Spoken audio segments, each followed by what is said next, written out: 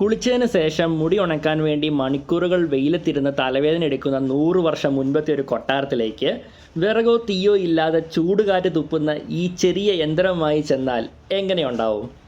വാളും കുന്തവും കണ്ട് ശീലിച്ച രാജാവിന് ഈ കറുത്ത തോക്ക് പോലുള്ള സാധനം കണ്ട് ചോദിക്കും, ഇതെന്താ പുതിയ തരം ആയുധമാണോ എന്ന്.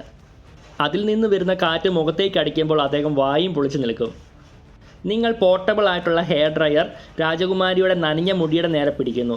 2 മിനിറ്റ് കൊണ്ട് മുടി ഫുള്ളായി ഉണങ്ങുന്നത് കണ്ട് ഗ്രാമത്തലവൻ അന്തം വിടും. അഗ്നി ഭഗവാൻ പുകയില്ലാതെ ഇതിനുള്ളിൽ ഒളിച്ചിരിപ്പുണ്ട് എന്ന് അദ്ദേഹം പറയും.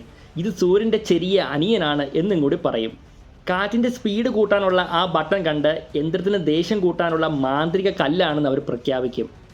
നിങ്ങൾ പെട്ടെന്ന് പോർട്ടബിൾ ഹെയർ ഡ്രയറിലെ കൂൾ മോഡ് ബട്ടൺ അമർത്തുന്നു.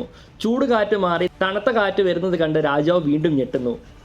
ഒരു വശത്തു കൂടി വേനൽക്കാലവും മറുവശത്തു കൂടി മഞ്ഞുകാലവും തരുന്ന ഇവൻ സാക്ഷാൽ വായുദേവൻ തന്നെയാണല്ലോ എന്ന് പറഞ്ഞ് അവർ നിങ്ങളുടെ മുമ്പിൽ കൈകൂപ്പി നിൽക്കുന്നു.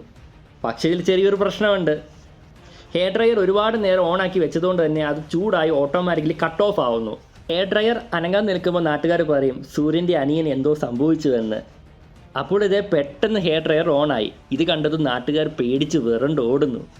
ഒടുവിൽ ചാർജ് തീർന്ന ഹെയർ ഡ്രയർ രാജാവ് പുക വലിക്കാനുള്ള പുതിയ തരം യന്ത്രമായിട്ട് ഉപയോഗിക്കാൻ തുടങ്ങി. പക്ഷേ നിങ്ങളുടെ ചിന്ത ഇതായിരുന്നു, ഇത്രയും വലിയ ഹെയർ ഡ്രയർ ഉപയോഗിച്ചുകൊണ്ട് എങ്ങനെയാണ് രാജാവ് പുക വലിക്കാൻ പോകുന്നത്?